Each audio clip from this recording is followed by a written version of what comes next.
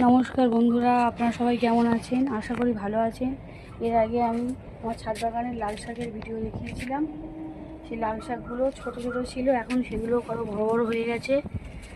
আর এবার আজকে আমি দেখাবো আরেক ধরনের শাক। এই শাকগুলো আপনারা কারা কারা চেনেন কমেন্টে জানাবেন। আমরা এই শাকটা নোটে শাক বা কাটোয়া নোটে বলি।